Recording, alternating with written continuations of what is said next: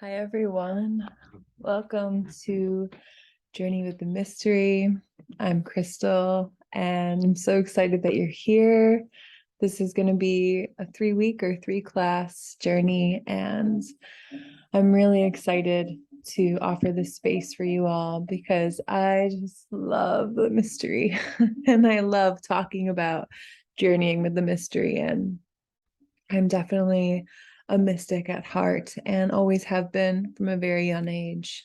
And just a quick little bio if you're not familiar with me and my work, I am currently an apprenticing psychedelic therapist, studying with the AWE organization.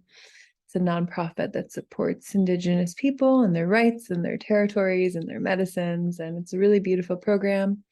And I also do psycho-spiritual counseling and ceremonies for women with who are going through transitions in their life, whatever that may be. And I also am a yin yoga teacher, and I have been writing for the death industry for the last 13 years. So I've always been, since a young age, like I said, a mystic, and I've always been fascinated by the great adventures of the mystery. And some ways that I personally work with the mystery is through working with cacao and just studying the cosmology of cacao for the last 7 years. I have a cacao business called Coca Leka Collective. And then, of course, writing about death, studying about death. And then my own experience with plant medicine. My own experience started about 13 years ago. I don't know, 11 years ago.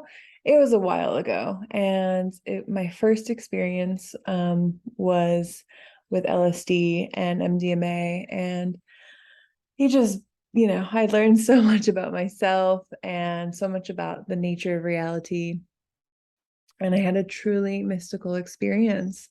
And it changed everything for me. And I knew that I wanted to work with psychedelics. However, until very recently, psychedelics, are a class one, scheduled class one drug. You can go to jail, you can go to prison for working with them, even talking about them online. You can get shadow banned or deleted or canceled. There's been so much resistance in working with plant medicines in the modern day society for so long. And so it's really exciting that for the first time there is a school where you can work with psychedelics and do therapy with people, that it is becoming legalized in Oregon and Colorado and Washington in the next year. And so we're really in the precipice of a huge awakening with psychedelics, and it's been happening since the 60s, and the resurgence has happened in the last few years, and I'm really excited to see what happens as we go mainstream. However, there are some risks and some fears, some harm things that can, some ways that we can be harmed or cause harm. That's why we do harm reduction. So it's like everybody at some degree is going to be working with some sort of medicine, I see, in the future. And how can we do that in a more safe and integrated way? And that's what me creating this class is all about. So I'm really glad you're here, whether, you're watching this, if you're a client of mine or if you sign up for the course. I'm just really happy for you to be here. And let's get started in this journey. So we're going to start with a little meditation. If you want to go ahead and close your eyes. And I'm going to share my screen. Let's see. And there we go. So go ahead, close your eyes and just take 3 deep breaths with me. Breathing in through the nose and breathing out of the mouth.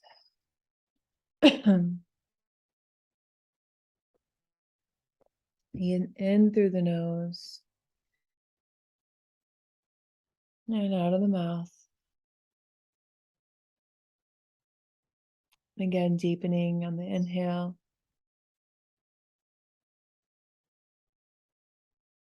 elongating on the exhale. And I'm going to read you a little meditation that I like to do to prepare for every single one of my plant journeys. It's by my teacher, Jayaji. So continue breathing long and deep. Whatever comes, just let it come. Whatever stays, just let it stay. Whatever goes, just let it go. Breathing in, I know I am breathing. And breathing out, I know I am breathing. With the in-breath, the breath goes long inside of me. And with the out-breath, the breath goes long outside of me. Breathing in, I cut away all distractions of the mind. Breathing out, I arrive in the here and now. Breathing in, a smile is born inside of me. And breathing out, I know I am home. I'm just feeling that sense of home. Where does that sense of home live inside of you?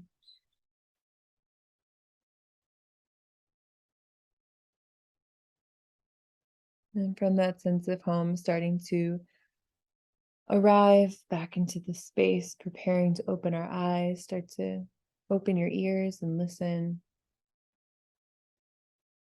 using your skin to sense any feelings you sense on your skin, touch, maybe the clothing on your skin, slight breeze. Is there anything you can smell? What do you taste?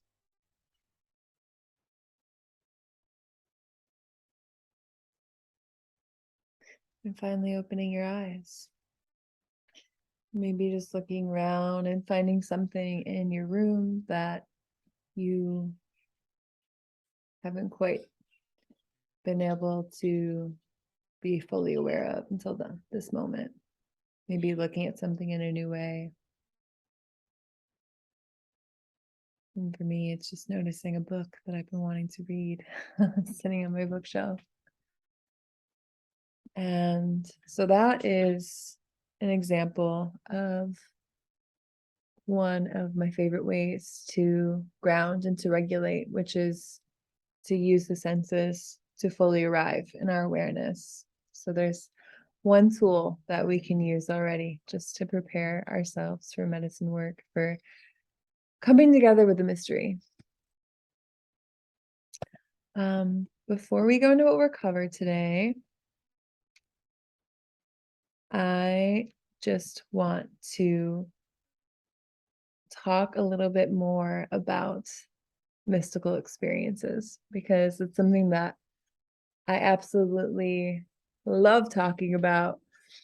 I'm a poet at heart. I studied poetry in college, and William Blake is one of my favorite poets. And he really took the mystical experience and kind of described it for us in 7 different qualities. And that's, that's where the whole inspiration for this class came. It's like, how can I create space for people to journey, be a mystic, but if you go on any adventure, you want to know what to bring with you. You want to know what to have. So that's what I really imagine this as. And so, as mystics, if you're here, you are a mystic. And as mystics, let's dive into, put our mystic cap on and explore what is a mystical experience. So number 1, the first quality is ineffability, which is you cannot explain it with talking. If you've had a psychedelic experience before with plant medicines, people ask you how to go, and you're just like, well, I saw this being, and then I met God, and then Mother Mary came in and just like did psychics, it's like it's hard to explain. It's hard to explain, right? In words. That's why so many people use art to explain it. And then the second quality is a noetic quality. I love these two words, ineffability and noetic. Let's start using those words more.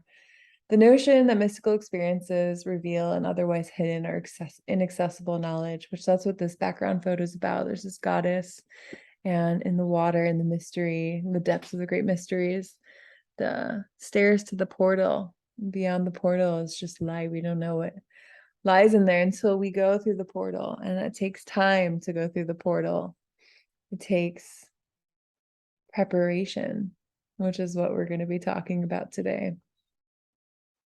The third quality is transiency, which means that less in the blink of an eye, maximum a couple of hours, a few hours, and usually mystical experiences are very, very short in nature. That's my dog Mango. Number 4, passivity, the sense that these mystical experiences happen to us. We can't control them. We can't just say, okay, I'm going to go have mystical experience on Thursday. Like, even if we ingest medicines, we still don't know. Just going to shut the door really quick.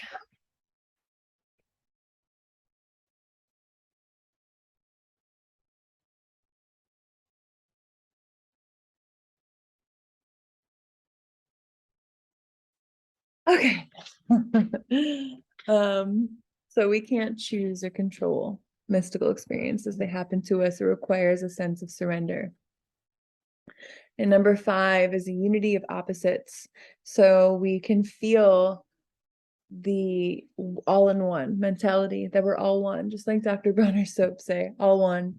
And so we can really feel that sense of, I am nature, I am the clouds, I am the trees, I am you. And this is something that most mystical experiences have. Number 6, timelessness. Of course, transcending time, transcending space, transcending all things. And number 7, feeling that one has somehow encountered its true self. So we really go beyond the ego, beyond our everyday waking self. We go in a non-ordinary state in mystical experiences. And when we go there, when we touch those parts of ourselves that you can't really touch outside of a mystical experience, it will change you forever. They really do. And mystical experiences are always ranked by people who are on their deathbeds as like the top 5 experiences of their life. Was, they're all mystical in nature. It's like your firstborn child, your first psychedelic trip, your first time in a pilgrimage, and rites of passage, these things. And we're starting in our society to finally be able to incorporate the mystery more into our everyday lives. So I'm really grateful for that. And thank you for just witnessing and experiencing this greatness and mastery of the mystery with me for a moment here. And I love this quote by William Blake. It says, just to sum everything up, to see the world in a grain of sand and heaven in a wildflower. Hold infinity in the palm of your hand and eternity in an hour. And it's just like one of my favorite quotes. It just describes a mystical experience, all the aspects of it, in just 4 lines. Pretty mystical, magical. So what we're going to cover today. First of all, we're going to start in why are we embarking on a medicine path, or why are we currently on a medicine path? Maybe we just found ourselves on the medicine path and we're been on it for years, but we're not even actually sure why we want to continue it, or maybe something traumatic has happened. A lot of you who are watching this, something traumatic has happened. And there's a questioning of like, why am I? Is this really for me? And so we're going to uncover that. You'll get a little bit of time to journal. And then the question is, where do we begin in our medicine journey? Are we really truly ready for medicines? Or if we've already done medicines, is it really the time right now? And is there another way that we can engage on the medicine path? We're also going to talk about the feminine versus masculine approach to medicine and the importance of body fullness and embodiment. And then we're going to go over preparation tips, harm reduction, and we're going to go over the nervous system, shadow work, and all those juicy things. So let's go ahead and get started. The first thing being the journaling prompt. So I'm going to offer this question to you, and you can go ahead and pause this here. I invite you to pause this and journal for about 5 minutes. Just set a timer for yourself for 5 minutes and allow yourself to just write nonstop about why are you choosing a medicine path practice? What is the reason for that? What is your true why? And when we do that, I invite you, before you press pause, to really sit with your eyes closed and feel in your body and allow your body and your deeper self tell you. So I'll see you in a minute.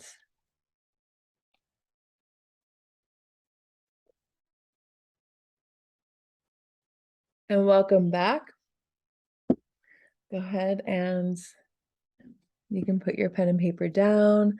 And I'd love if you could share with me in email or however way you'd like to. I'd love to hear, why are you choosing a medicine path practice? And for me, my reason for doing the medicine path practice is this being able to touch the mystery, being able to engage and have a relationship with the mystery, as well as the natural world. I have a very fond love for Indigenous culture, and I see myself as a bridge, and many of us do. I see myself as a bridge for the wisdom of Indigenous people. And so I have had the chance and honor of being able to study with many Indigenous people over the years.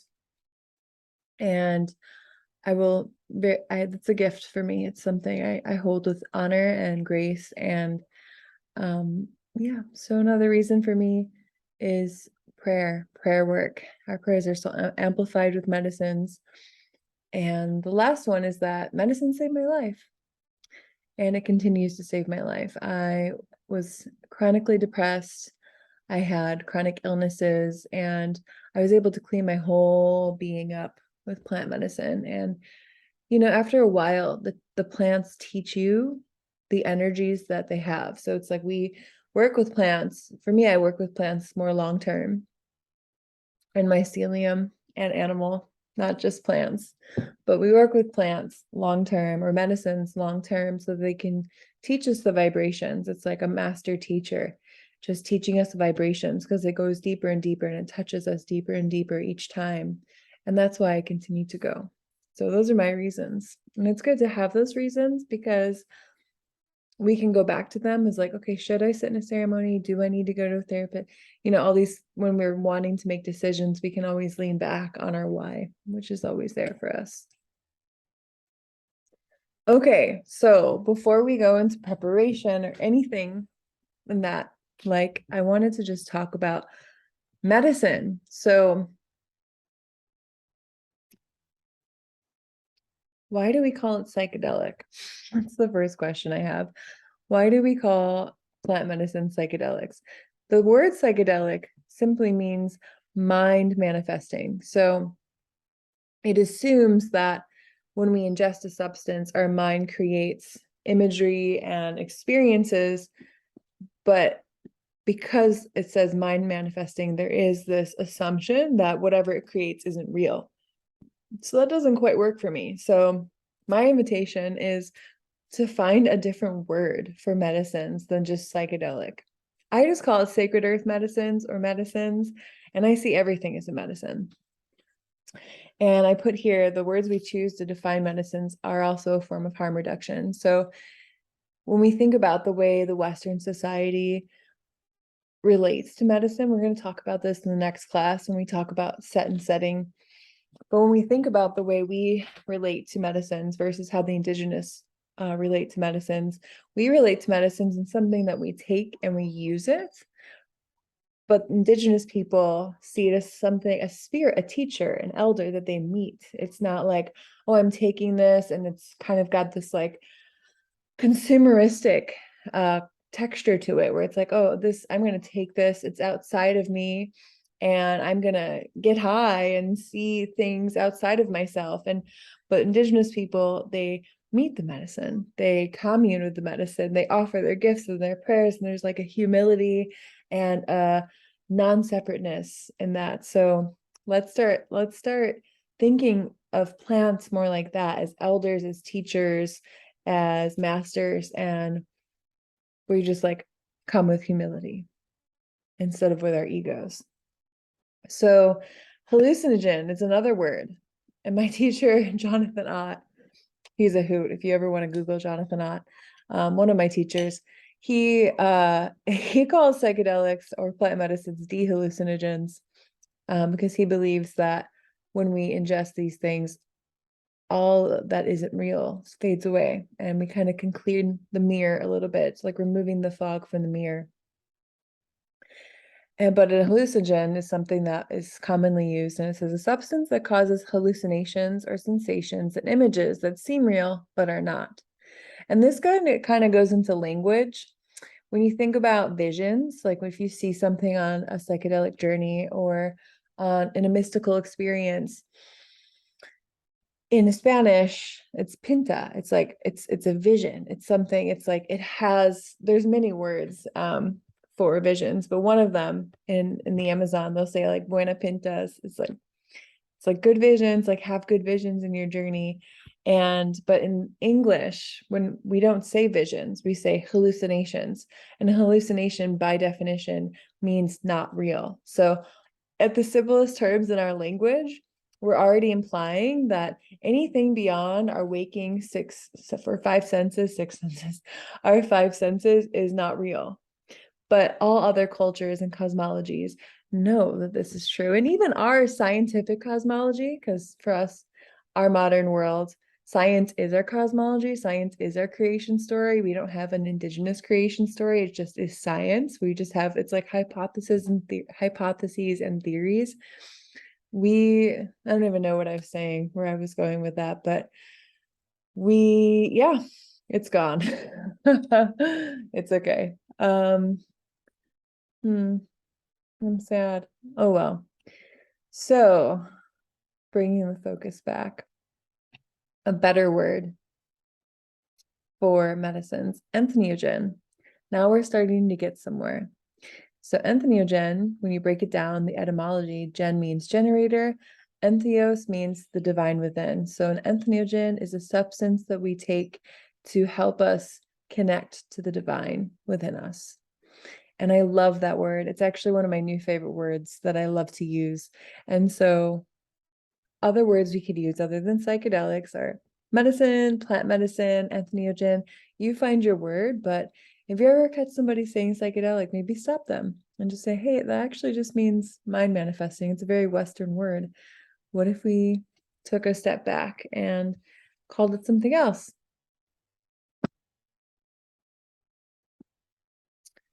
And beyond that, it's not just psychedelics. The medicines are not just psychedelics. There's so many categories of medicines, as you can see here. There's empathogens, there's stimulants, there's depressants, opioids, psychedelics, cannabinoids, and dissociatives. So, for example, LSD is a psychedelic, DMT, psilocybin, ayahuasca. These are all psychedelics. But then you have, for example, MDMA. People might have thought that was an psychedelic. No, it's an empathogen. And an empathogen is something that we take that helps us to feel deeper, to feel and to sense ourselves on deeper levels. Then there's ketamine, also could be known as a psychedelic, but it's a dissociative. It does produce hallucinations, but we lose contact with our bodies in that experience a lot. Cannabinoids, of course, cannabis and CBD. Depressants, alcohol is a depressant. GHB is another thing, psychedelic that people use. Kava on there as well. And opioids, yeah, opium is something that a lot of people use as medicine. Heroin, another one.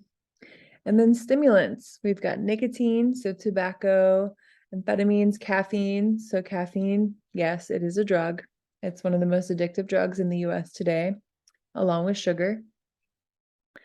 And yeah, so again, just by nature, the word psychedelic just doesn't cut it for most of the medicines that we're talking about. I mean, it covers a lot of them, but even just the word, it's just not a fit enough word to talk about all medicines. And something I wanted to talk about is, I'll just skip around a little bit.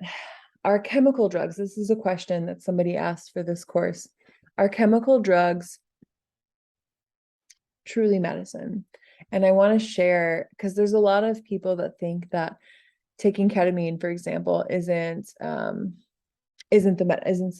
for somebody who's on the medicine path, that it's not natural, that it has to be a plant or it has to come from the earth for it to be sacred for us to use it. Like it has to be ayahuasca, it has to be San Pedro, it has to be.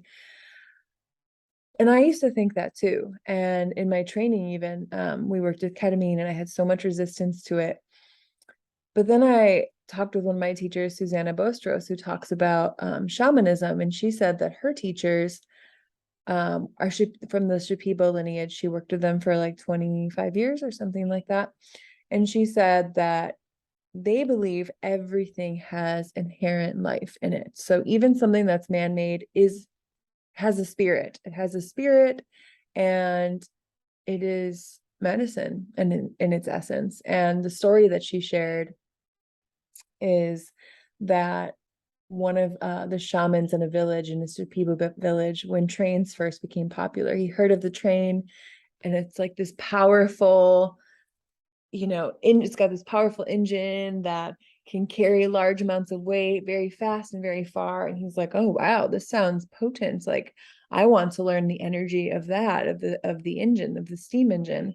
And because in the Shipibo tradition, and really in all of the Amazon, they diet with plants to learn the energy and the medicine of them. And so he actually dieted steam engine smoke, and he got an ecodose from it. He went in the jungle, he worked with steam, and he got a song from it. And my teacher Susanna said she also received an ecodose from MDMA. So it's like your own personal, of course, you're welcome to have your own personal opinion. However, everything is and can be a medicine, and everything does have a spirit in its essence.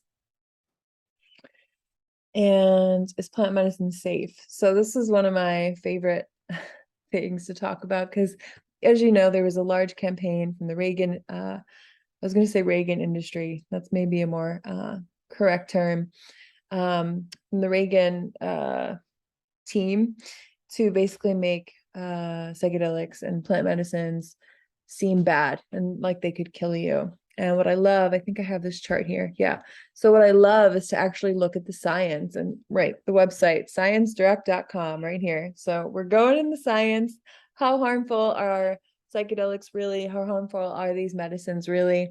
So it turns out the most harmful substance that we can use, drug, is alcohol, is the only legal one there is. How crazy is that? It's like, they say that they ban psychedelics and plant medicines to keep us safe and keep us from melting and losing our minds and having psychosis. But look what is actually the truth. The only medicine that is legal today is, and alcohol is medicine. It's the main ingredient of tinctures, but it can cause a lot of harm when taken out of balance. Many of you probably have had experiences of that. So tobacco's up there too. Tobacco, it is the main medicine that shamans use. However, it's one of the most poisonous, toxic things that you can ingest. And yeah, it's something we have to be careful with. Cannabis is up there as well. It's about a third or less as dangerous as alcohol. But then look what's even really interesting here. So ketamine, right in the middle, it's now becoming legal. I think it's legal federally in the United States now to do ketamine therapy everywhere in the US in most states. But look at the bottom here. We have ecstasy, LSD, and mushrooms as the most safe substances that you can use today. And one of my mushroom teacher, from Usona Institute, she told us and shared with us that mushrooms are less dangerous than aspirin because aspirin thins your blood. So get a load of that. The safest substances you can ingest are LSD, ecstasy. I'm not even sure what this is right here, and mushrooms. So there you go. Is medicine safe? Yeah, most of them are. And the ones that we think aren't safe or are safe actually aren't when it comes down to it. Is plant medicine for everyone? We're going to go to that in a minute. Some questions to ask oneself. And is plant medicine positive and loving in nature? So this is a myth for sure. A lot of plant medicine is very ambiguous in nature, especially ayahuasca. And most medicines, like in the Amazon, there's a word, and I'm forgetting the word right now, for all medicines. And it's that it basically means that every medicine is also a poison. So every, like tobacco, it's poison, but it's also medicine. It can help us to clear entities and to clear our field and set the space, but it can also kill you. So for every ounce of good that it can do just as much bad. And it's the same thing with power, with sexuality, with everything, right? So, can you just assume that ayahuasca is loving in nature? No, because black magic is a part of ayahuasca. And if you go to the Amazon, you are pulling a wild card. If you don't know the shamans well, and you haven't, if you don't have a good idea of their reputation, you could be submitting yourself to black magic. And especially in Peru, this is a big, big thing. Pucallpa, and oh gosh, what's the other center? Iquitos. I would honestly right now avoid those areas because there's so much spiritual war happening between the different tribes. There's a lot of black magic happening right now. So I would say just, yeah, be very careful. We're going to talk about that more. And yeah, I think that's about it right now on that. So some questions that you can ask yourself and you can ask friends. And even if you have a friend who's like, oh, I'm really thinking about doing plant medicine and, I'm thinking about doing this. Do you think it's a good idea? I would ask them these questions. And so I don't have to repeat them all, but it's basically like, how's your support system? Are you on any pharmaceuticals? Have you been suicidal? Are you bipolar? Did you just have something traumatic happen to you? Are you completely new to the experience?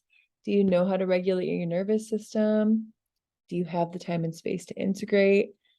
If you're a no to at least 3 of these questions, I would say probably not a good time for you to do plant medicine work now. Maybe getting into a more stabilized space.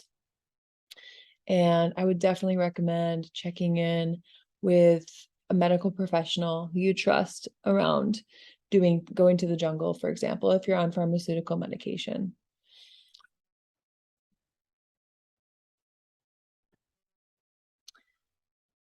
Okay, so now we're going to move into the concept of harm reduction. And, I'm just going to say that we still are at the beginning of the world of plant medicine in a lot of ways. And things like harm reduction, set and setting, like we're still preparation, integration, we're still defining these things as we go along because like indigenous tribes weren't doing harm reduction. Indigenous tribes don't do integration. That's not something they do. It's already integrated. It's already a part of their community. It's already a part of their society. And so these are things that we kind of have to start doing now because plant medicine isn't an inherent part. Well, it is actually an inherent part of our society, but we have deleted that part. Well, we haven't, but forces beyond us have deprogrammed that aspect. So now we have to, in order to bring plant medicine back in the remembrance of the magic and the mysticism, these are some things that we're learning are needed because we just don't have that inherent maturity and connection to the earth and to one another. to be able to relate to these plants in the most healthy way. So harm reduction, it's a set of practical strategies and ideas aimed at reducing negative consequences associated with drug use. I don't like the word drug. That's another word that is used too. Is that really help? Like drug also has an inherently bad connotation to it. So let's use better words. But when it comes to harm reduction, if in your own practice, these are some things that you can do. Obviously, doing your research, making sure that whatever you're taking, does it interact with my medications, and you'd be surprised. Like, for example, St. John's wort, if you're doing a mushroom ceremony or session, St. John's wort can be potentially toxic with psilocybin mushrooms. So it's like knowing these things is really important. That's why it's good to, like I said, go with somebody who's really experienced, somebody who, knows all of these things and will tell you about these things and isn't just like, winging it. And therapy is also, if you're doing plant medicine work, therapy is kind of a must, in our training, our psychedelic therapy training, we have to have a therapist in order to integrate all of the journeys that we go through, which we do about 12 a year. And personal ethical code is another thing. So it's having a set of a mantra or something that that you make sure you honor. If you ever are working with a facilitator or a shaman or anybody of plant medicine, something to help you just remind you of your truth and bring you back into right relationship. Network of support, ancestral practices. One of my favorite projects out there is called the Ancestor Project. My dear friend Charlotte and Dre. And they say that ancestral practices are a form of harm reduction, and that when we learn about our ancestry and we honor our ancestry and we honor the ancestry of the medicines, that we can be in better relationship with them. Another harm reduction is body fulness. We'll talk about that later. And then, of course, choosing integral therapists and practitioners. If you have any more questions on that, feel free to reach out. But really, just at the end of the day, it's about, really making sure that people that you work with are Pono, and that the medicines, where do they come from? Always asking, hey, where did your combo come from? Where did your ayahuasca come from? Who makes it? What relationship do you have to the lineage? These are good questions to ask. And I just wanted to show you my personal code of ethics that I have when I go into medicine or when I'm holding space. And I call it the way of the heart. So it's like there's the H, E, A, R, and T. So have compassion, own your experience, stay authentic, rest in respect, and stay in service to the truth. And that just always helps me to humble myself and to own my stuff. It's really easy to get triggered and project onto people in medicine spaces. All of our wounding from our childhood likes to come out. It's like when we go into medicine, that's what happens. All of our unconscious material and subconscious material, it comes up and it comes out to be seen and looked at. And so it's important to have the tools to be able to look at that. And without a therapist or support or anything, it's difficult. So going into preparation now, for me, when I work with my clients, there's four main, I want to say five, but nature can be in relaxation, regulation, but the four main pillars are diet, relationships, your intentions, and then regulation. So whenever I'm getting ready for a journey, like I was saying before, there's going to be some substances or medications that aren't going to work well with the medicines. Always good to know those. Also, are there any foods or substances that are going to impact your journey? Usually before any journey, whatever medicine it is, even if it's a chemical medicine, I like to eat very alive foods that support my health, my digestion, foods that are going to make me feel good so that when I go into the journey, I'm not feeling bloated. A lot of times medicines will make us go to the bathroom. And so it's just good to come, feeling well in our bodies. Relationships, one of the rules that one of the elders I work with here in Kauai is that if you go into ceremony, um, that you have to clear any intrigue. So any kind of trigger, something that's really up for you and somebody in the ceremony, you have to make sure that you clear that before the ceremony. And I like to do that too. If I'm going into ceremony and I just got into a huge blowout with my partner, that's going to be the main message of my whole ceremony. So I like to really clear things with people. That's really big. It's not like you just go through and like, write a letter to every single person you've ever met before a journey. But if there's something that's really up and that's kind of unsettling your spirit, it's really good to make sure that you're in your right mind when you're going to ceremony, and that there's nothing that's like taking up a lot of space, because you want to have a lot of space and strength for your journey. And we'll talk about that more in set and setting too next week. And then, yeah, are you in right relationship with the facilitator or the therapist? And you have, yeah, proper support. And then also, are you in right relationship with the medicine is another thing I like to ask myself. So I like to know about the medicine that I'm taking. I like to understand it and understand its cosmology. And prayers and intentions are huge, really, really, really big. Without an intention, it's, of course, we have our intentions, and once we're in ceremony, we have to surrender. We can't control, but it's good to have a reason why you're there. It's good to have a strong reason why you're there, and not just like, yeah, I'm just here. And it's really important to like, how can you start to work with that intention the days before? So for me, I see like 3 days before and 3 days after is like a window of, okay, I'm weaving my intentions, how I'm going to think about my intention. I'm going to journal about it. I'm going to go outside. I'm going to contemplate about it.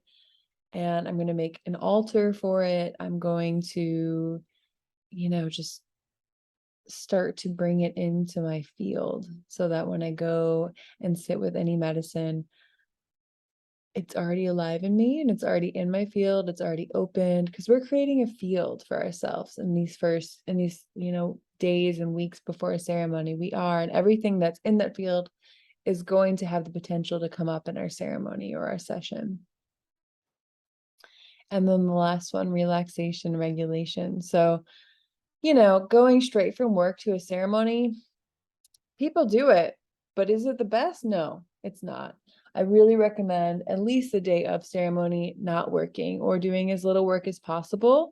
Or if you have to work, making sure not to ingest caffeine or something that's going to make you speedy. Caffeine does also have contraindications with a lot of medicines too, but you want to go in with space. The Course in Miracles says, whatever we empty, grace will fill. So think of yourself as like, I'm emptying my vessel for this experience.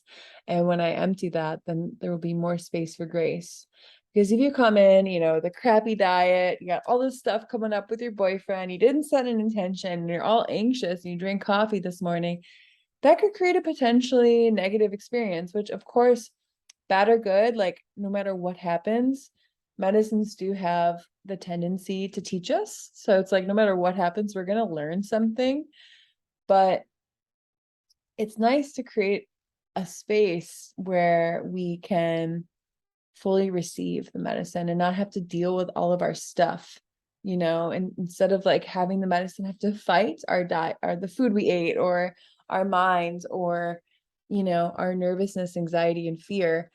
That just help. It's like ways that we can surrender more. And this is something, again, we'll talk more about next week, how Indigenous people do that. They make an altar, they prepare the land, they offer tobacco, all these things that they do to start to prepare themselves and humble themselves, most importantly, for the journey. The fifth one, for me, if there was a number 5, it would be nature. So nature is one of the best ways to help us start to come into a space of regulation, to help us to start to relate to something that is natural and mystical in nature as well. And also, research shows that if you go outside and you see beauty and you're in awe, it actually improves your mental health. So just being in awe for 15 minutes a day or 5 minutes a day can is like as effective as antidepressants. It's so wild, the research that they're coming up with right now. And one of my favorite teachers, she learned from her Mazatec teacher in Mexico that before any journey, she was instructed to go and walk in the mud or go walk barefoot in the mud, barefoot on the earth, and really connect your energy to the earth, because that will start to prepare you to be able to relate deeper and better with the medicines. How are we doing? Where are we at right now? All right, we're about halfway through. So let's go ahead and take about 5 minutes and just take a break and we'll pick back up. So I'll see you all in 5 minutes.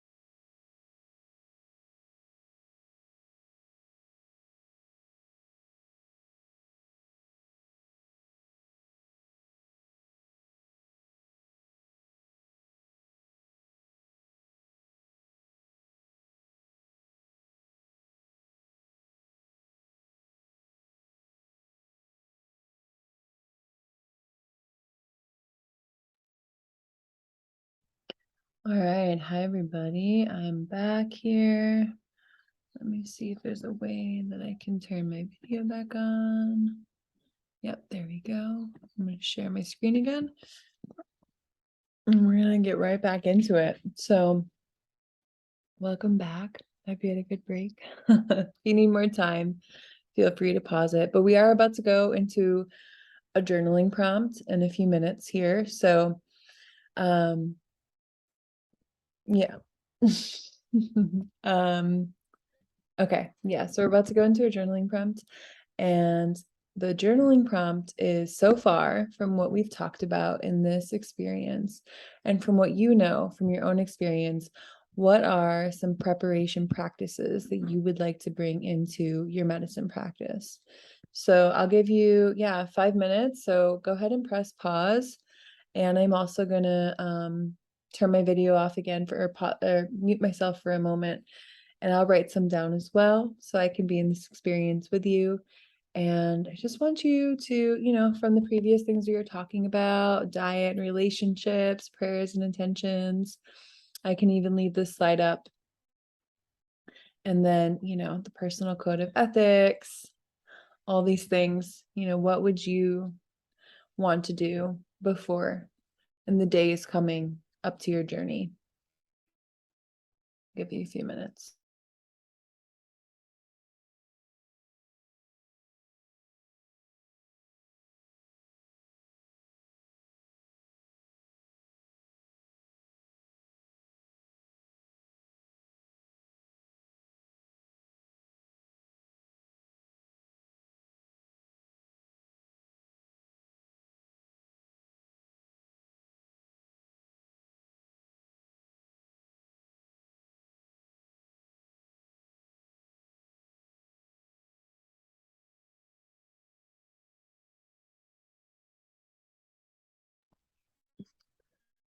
Okay, so I'm going to come back in here. So if you need to pause for more, I think there should definitely be a few more minutes. So go ahead and press pause. But for the sake of time, I'm going to keep going. And we're going to start to talk about what it means to be on the medicine path in a masculine way and a feminine way. And I'm curious also what your preparation practices were. And some of mine are to offer tobacco to my lands. I like to create an altar for myself, and I like to pull oracle cards and put them on my altar and save them for the journey. I like to write out my intentions in my journal. I like to go to therapy and open up the field, talk about things that are heavy in my heart so that the content's open for when I go to my journey in a good way. I like to get body work. I like to do Ho'oponopono, so the Hawaiian 4-line healing technique, and just, I'm sorry, please forgive me, I thank you, and I love you. If there's any intrigue I have with people and I can't talk to them, I'll just say that a few times to myself and imagine the person in front of me. I like to work with music. I like to play music. I like to do art, movement, yoga, also very important. I like to abstain from sex as well. That's just like something that I was taught. I'm more on the ayahuasca path, so sex does interfere energetically, and I would say in most ceremonies, sex does interfere. So I like to abstain from sex for 3 days before and 3 days after. And at least if you can't hold it for that long, which some of us can't, the day of ceremony and the day after, I like to abstain. So those are some of mine. I'd love to hear some of yours. Okay, so now we're going to talk about what it means to walk a masculine path and a feminine path, and how we could combine them into an embodied path, which is both, which is our whole homework as beings on this planet right now. It's like we've been using a more masculine way for so long, and now it's like people are like, now it's about the feminine, but I feel that it's both. It's integrating both. So, and this isn't just for medicine, it's in spiritual. We're talking about spirituality, and this is a lot of this content is inspired by my teacher George Farrer. He's a transpersonal psychologist. He has a few books on transpersonal psychology I highly recommend checking out. Give him a Google. And he talks all about this embodied spirituality and how we can avoid things like spiritual narcissism, and all of these things we'll be talking about next week. So the feminine, or no, we'll talk about the masculine path first. The masculine path is the path of the yogi. It's the path of the Buddhist. It's the path that many of us who have been in spirituality for a while have been introduced to, and usually this is the pathway in, for a lot of us. And the feminine way is more, it's been more recently that it's been gaining popularity, momentum, but for a while it was the men who went out and went to India. They went and explored all of these spiritual mystical traditions and brought them back from the East into the West, and in them, they took and received a lot of the masculine qualities. So the masculine path is all about transcendence. It's going beyond our body, beyond our bodies. It kind of sees like the body as dirty, the body as something that is the illusion. We are not our bodies, right? It's individualized. If you think about the yogi in the cave, with his guru, it's hierarchical. It's like, okay, being up here in this realm, in the light realms, it's so much better than being in the dark, in the lower realms, or being in the higher chakras is so much more spiritual than being in the lower chakras. That sex is profane, that sexuality should be repressed. And a lot of people that follow this path are very detached from their personalities, and they don't really identify with, a lot of people, they're not really family people. They don't have a lot of relationships. They kind of keep to themselves. They don't eat much. It's like your classic yogi. If you've ever read the journey of Yogananda Paramahansa, for example, he developed all these superpowers, and he also like kind of had to separate from everything in his life. And in that, so many stories of like yogis whose legs got stuck in lotus position, or yogis that just stopped eating, and that's great. But I think now, where we are now in society, is we no longer need that. We no longer need to do that. And actually, instead of ascension, which that's what the masculine goal of spirituality is, right? It's like ascension, it's transcendence, it's going up and meeting God. But God is also in our genitals. God is also in our toenails.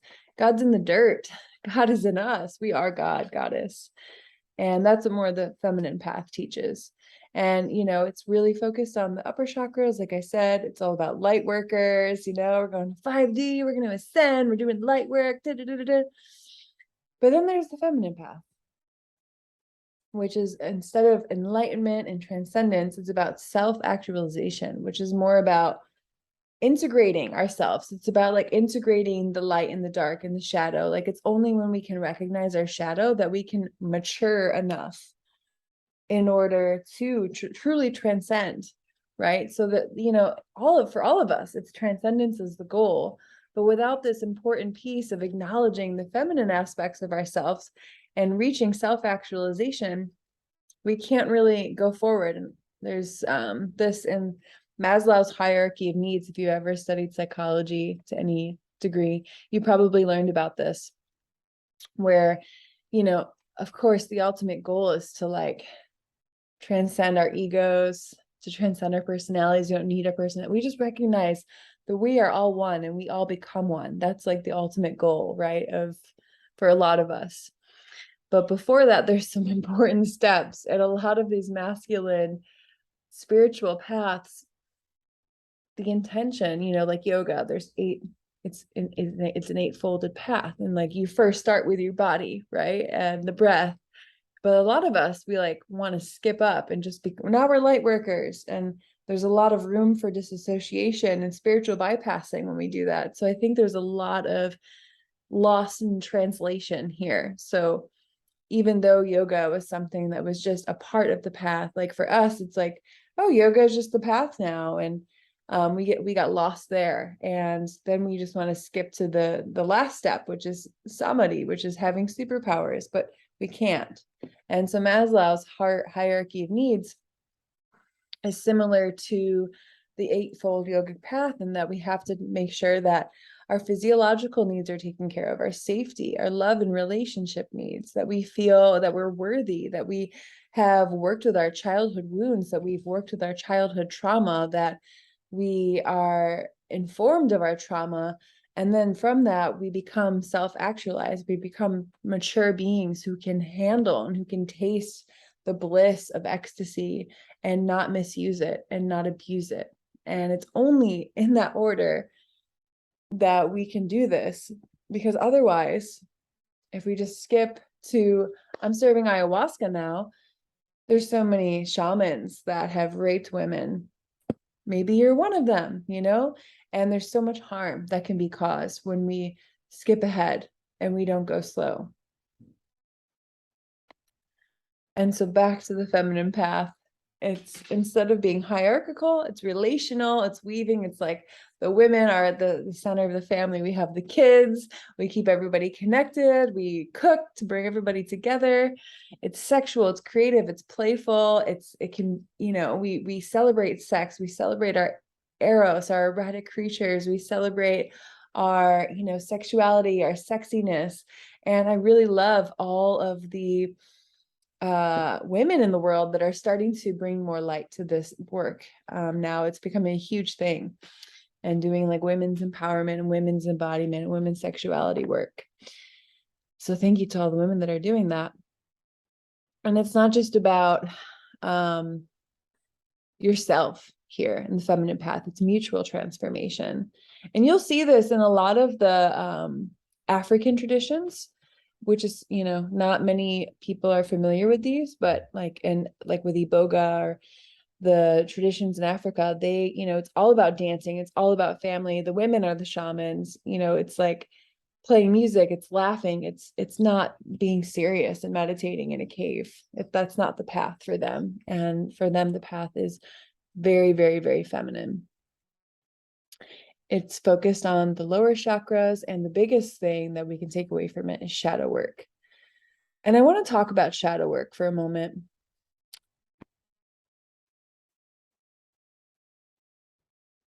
I'm going to skip ahead for a second. I guess I'll talk about it in a few slides before we go into it. So I really love this poem by John Welwood. And it really describes to me, the antidote to some of the pitfalls of these spiritual paths. And we'll talk about those in a second. But it says, forget about enlightenment. Sit down wherever you are. And if you want to close your eyes and listen, you can. Sit down wherever you are and listen to the wind singing in your veins. Feel the love, the longing, the fear in your bones. Open your heart to who you are right now, not who you would like to be, not the saint you are striving to become, but being right here before you, inside of you, around you. All of you is holy. You are already more and less than whatever you can know. Breathe out, touch in, and let go. I love that poem. So, what happens when we are seeking transcendence? What is one of the pitfalls? Well, one of the pitfalls is that we start to see the world as it is, as negative. And this happened, in the patriarchy with the rise of religion.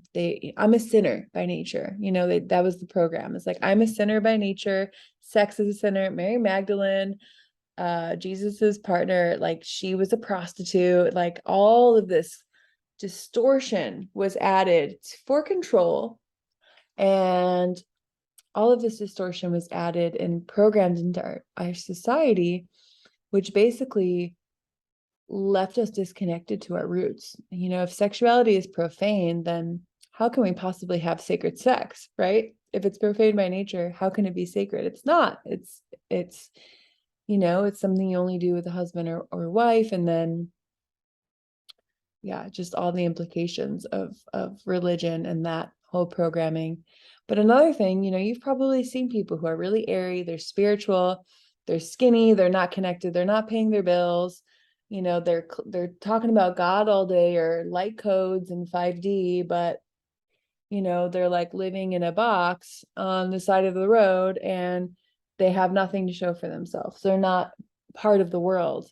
And that's very common, especially in hippie communities and neo-shamanic and spiritual communities. You have people who have claimed to be transcendent in nature, but they've definitely bypassed a lot of the steps. And you know what I'm talking about. So that's called disassociation. That's called incongruency.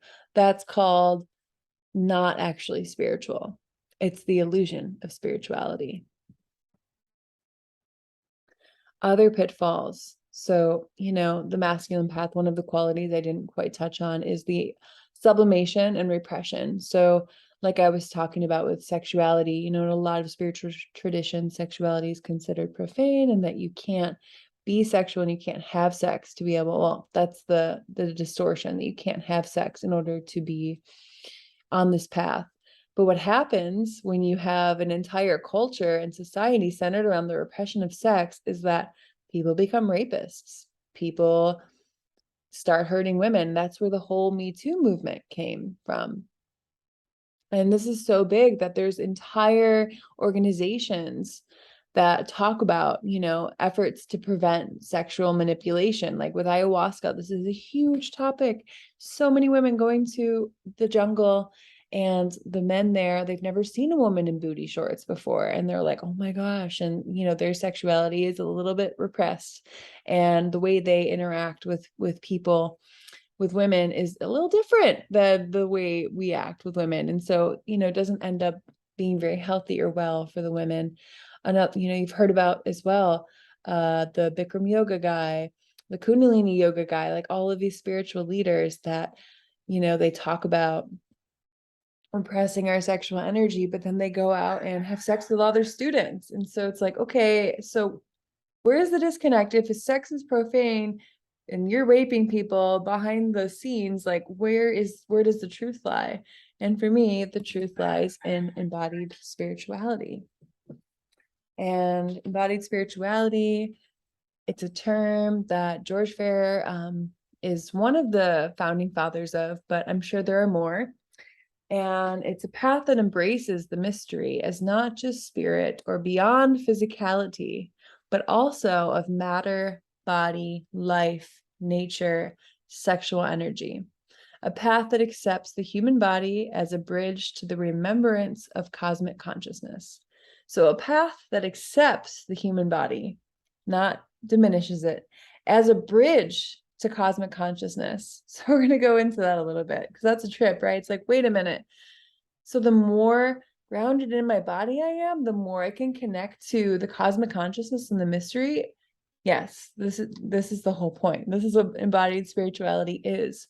Because now, where we are now, that's the invitation. It's like, and that's why, when I was promoting this course, I was talking about the importance, we're going to talk about the importance of shadow work and integrating our trauma in this course and in this class. And for me, what I found is that people who have only done the Eastern practices and then get into medicine path, I mean, for me, my first year of maybe year and a half, maybe 2 years of drinking ayahuasca, I just shook.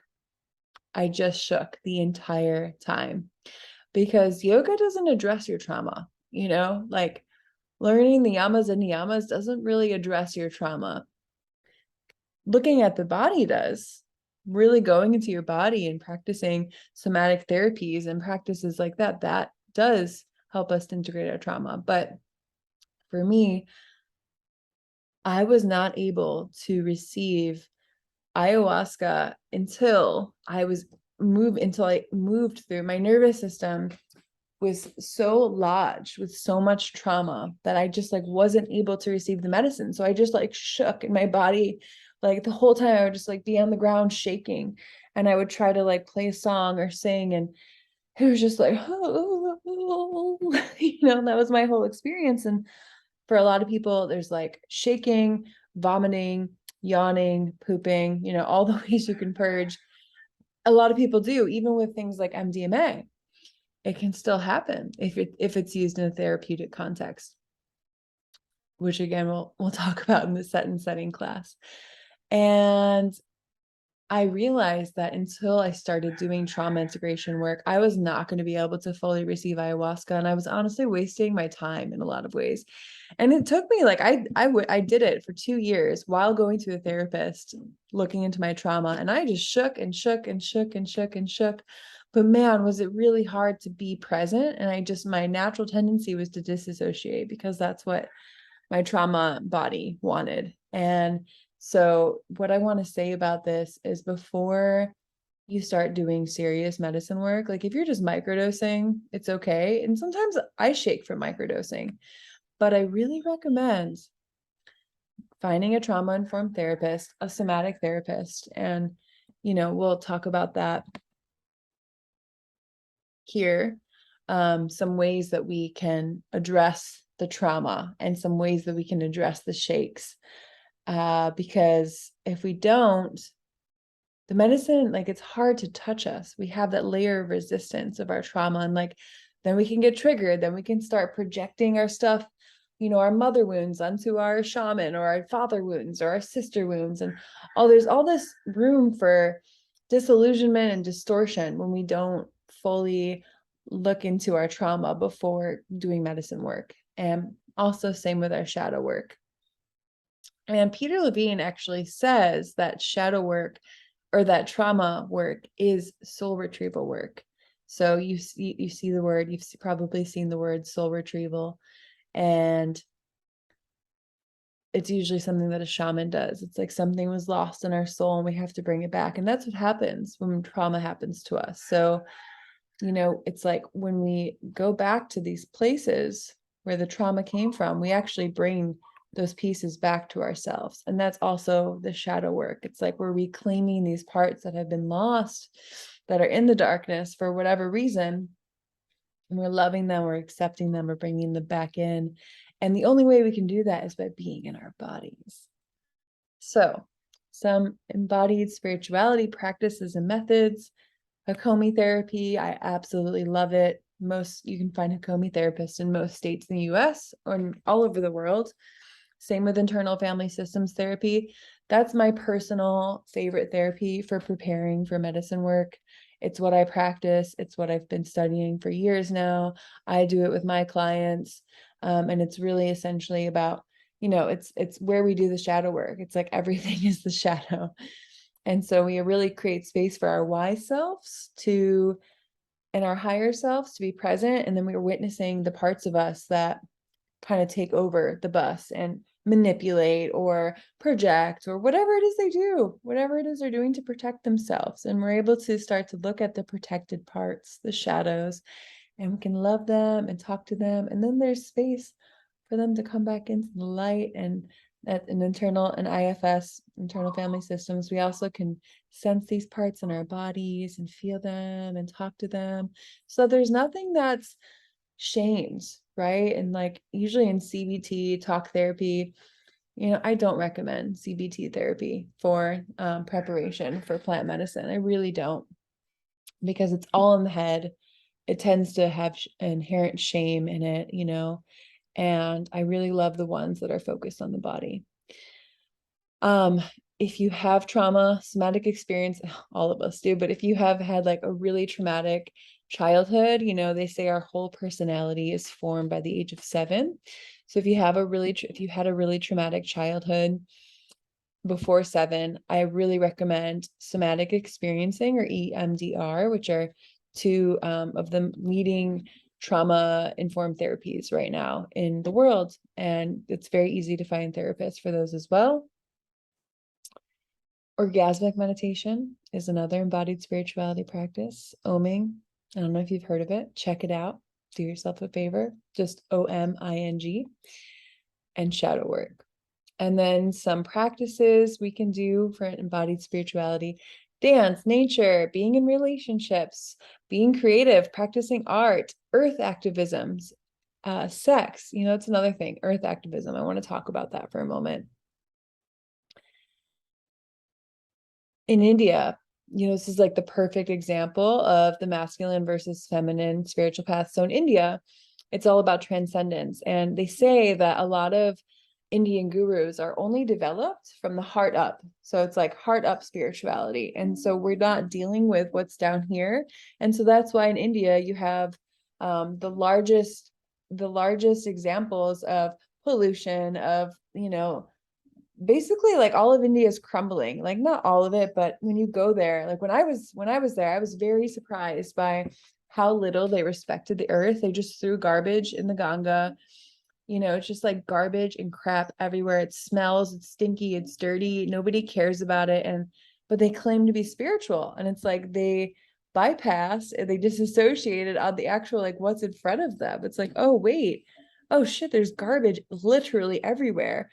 And we missed out on that. And that's why, even in our world too, with the Christian church and religion, it's like we learned, like God is up here, but like if we're always looking up here, what about down here? What about the fact that we are poisoning our rivers and streams? What about the fact that there's chemicals being sprayed in the sky or on our plants? When we're looking up, we can't look down. So I really love earth activism. It's a really great way to get connected. And then also, usually the only people who are practicing earth activism are Indigenous people, because they see nature and the land that they work with and live on as a part of their family. It's a part of them. It's not separate from them. And so like when the big pipeline situation happened. Mauna Kea, that's another one that's happening right now.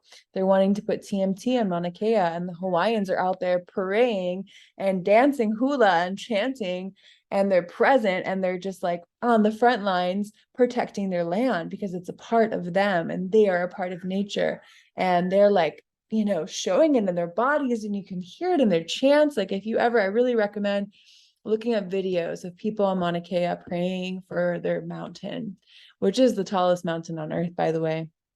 It's like, oof, it just like brings me chills, even looking, you know, thinking about it right now.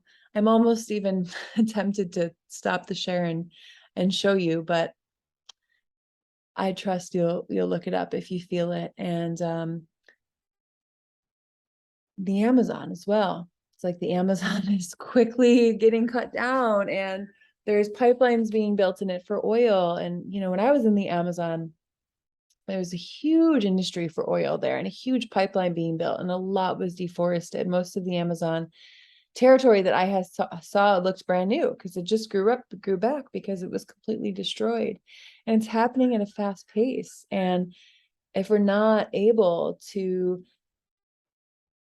protect our earth and to be aware of our earth and to make sure that our earth is well, how are we ever going to be spiritual? If we don't have an earth to live on, how are we going to be able to have this vehicle as a body to experience transcendence?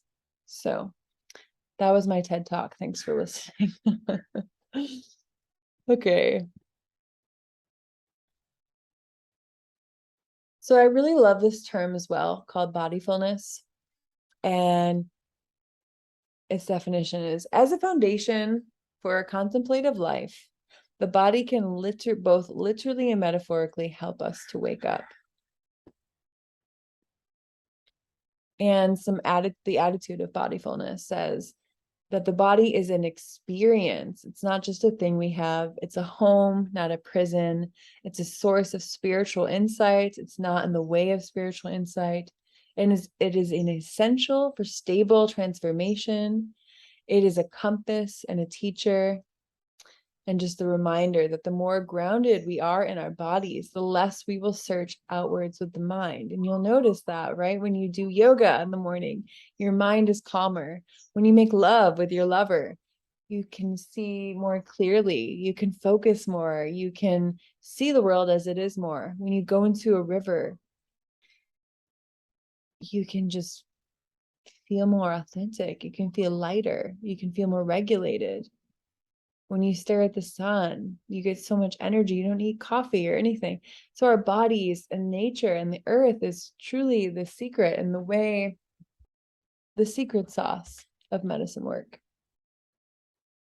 And we're starting to get towards the end here. So just a reminder that, you know, we may be not actual matter, like everything on the earth, for example, is just dark energy. So we literally like are the mystery. We are the mystery. We're just like only 4% of what we actually see in the world. So if you look around you right now, it's all energy. It's not actual matter. Like this headphone, it's I'm like perceiving it to be a headphone, but is it actually, it's actually just energy. My arm, I'm perceiving it to be an arm, but it's actually just energy. What you see is an arm, but it's actually just energy. And so we are the mystery, realizing ourselves. However, we are also, I love this quote. So, my body is not a part of the universe that I possess in totality. It is the totality of the universe possessed by me. So yes, it's true that my body is it's not like a part of, you know, it is just energy, but it's also, you know, my body as a vehicle, it helps me to taste and touch, and it is the universe, it is the mystery. I can experience the mystery in myself, and so can you. And Pierre Teilhard de Chardin, a French philosopher, said this. I think he's a philosopher. So we may, like I said, we may be made of the mystery, and our goal might be to realize the oneness consciousness that goes beyond our matter. However, we can also find the mystery in ourselves. I'm just going to talk about some implications of an embodied medicine practice. So what does it look like when we include the body, when we include both masculine and feminine aspects, when we include transcendence and self-actualization, when we include shadow work, when we include trauma work, when we include preparation? Some implications are a slow and steady, stable path. True shamanic journey is slow. It's so slow. It's so slow. And we in the West, we like, so many people I know are like, I want to serve ayahuasca. I just had 3 ceremonies and the medicine told. Just sit down. The medicine did not tell you. That's medicine didn't tell you to serve it. Like, I could promise you that. Because if you did, and if you didn't have all those needs met, and if you didn't get all the steps before that, you will cause harm. You will cause harm. So by not acknowledging all of the aspects that lead up to transcendence, we are causing harm. So that's the homework, right? Is to like slow down. And I love the quote, move at the pace of your slowest parts. Move at the pace of your slowest parts. And I wrote a poem, I'll share it in the last class, integration class. It was part of my integration work was to write a poem. And it's all about, like we want to go so fast in our spiritual journey. I want to just like blaze the trail and be my best self and like burn away everything that isn't me. And like, yeah, that would be great. But in this consciousness, we can't just burn it all away. Sometimes that happens, but a lot of times it's like slowing down and like, oh, actually, yeah, the story lives inside my heart. And oh, actually, like if I don't work this out, it could become cancer. And that's what Gabor Mate, I'm sure you're very familiar with Gabor Mate. His work is all about connecting trauma with illness, and that he can pretty much map out, oh, you had breast cancer. It's because you never loved yourself enough and you put everybody before you. It's really incredible. I highly recommend checking out his work. But it's a slow, stable path. We can't rush it. Can't rush your healing. Just like Trevor Hall says, you also can't rush your medicine path. And another implication is the integration of the body and mind. And I love, a teacher once told me that in many shamanic cultures, there is no separate word for body and mind. It's always the same word, which I thought was interesting. So it already implies an integration of both. Humility and curiosity. So if we are really prepared to do medicine, we are humble. And some medicines, like ayahuasca, can tend to, if we've already have a developed ego, it can overdevelop our ego. And there's a lot of narcissists out there that, and this is, it's all medicines, but specifically ayahuasca is known to amplify your ego. But also, you get the guru complex or the God complex, Messiah complex. So it's important. That's another thing, all of these implications you can also look at as integrity cues for facilitators. Are they humble? Are they truly in both of their body and mind? Are they slow? Can they slow down? Are they warm? Are they connected? Are they flexible? Do they think there's one ultimate truth? No, there is no one ultimate truth. The one ultimate truth is that there is no one ultimate truth. Other implications, yeah, we can have structure, but we can also surrender. Nature-centered, flexible, adaptable, warm, connected, and rooted spirituality. So spirituality that we can see with our eyes, we can feel in our bodies, we can dance with, we can play with, we can make love with. That's an embodied medicine practice.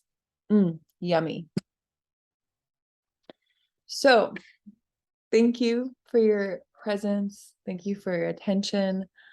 I appreciate this. This is like such a dream of mine to be able to teach this material. I hope you got something out of it today. I hope you pulled away some good homework, like some things you can do is like maybe writing your own ethical code, a mantra that you can use to keep you on the right path. So the question would be like, what is a mantra that I can use whenever I feel like I've come out of right relationship with a medicine, a teacher, or anything or anyone else on the medicine path?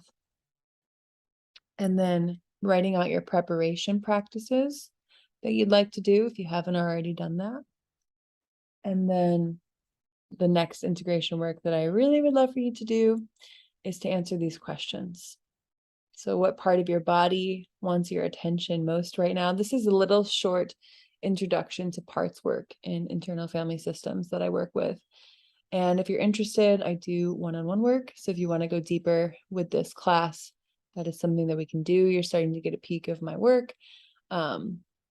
So what sensations are in this part of your body that wants your attention? So maybe the part of your body that wants your attention is your stomach ache or your headache or your dry mouth. It's like something is there that's strong that you're like, oh yeah, my neck has been hurting for a while. Ow. Usually there's the body talks through symptoms that are usually not very pleasant.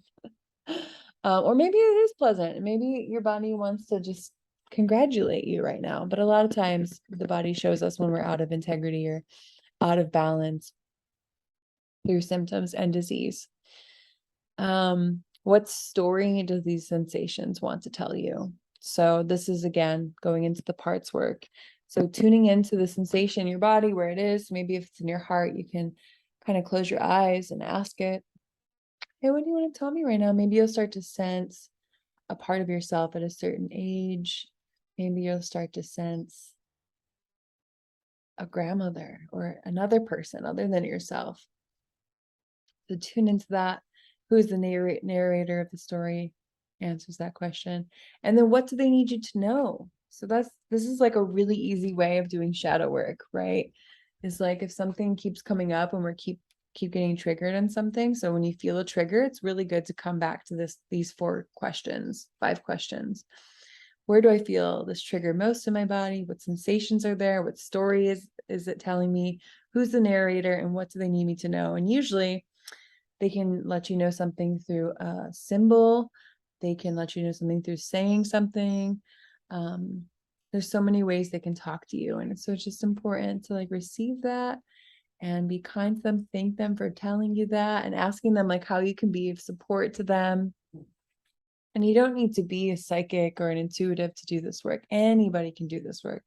And you don't need to see anything in particular. Like you can sense, you can feel. We all have psychic powers, whether it's claircognizant, knowing, clairsentience, feeling, clairvoyance, seeing, clairaudience, hearing. There's so many. All of us have at least one superpower. So however you perceive things that are not in our 5 senses with your eyes closed, work with that and see where it leads you. And I hope that gives you a more body-centric and embodied approach to medicine work. And that's really what I hope to leave you with today. So if you have any other questions, feel free to reach out, shoot me an email. And I hope you have a beautiful day. And I'll see you next week we're going to talk about set and setting and all these different juicy topics like racism, colonization, cultural appropriation. Woo, it's going to be good. See you all next week. Aloha, bless up.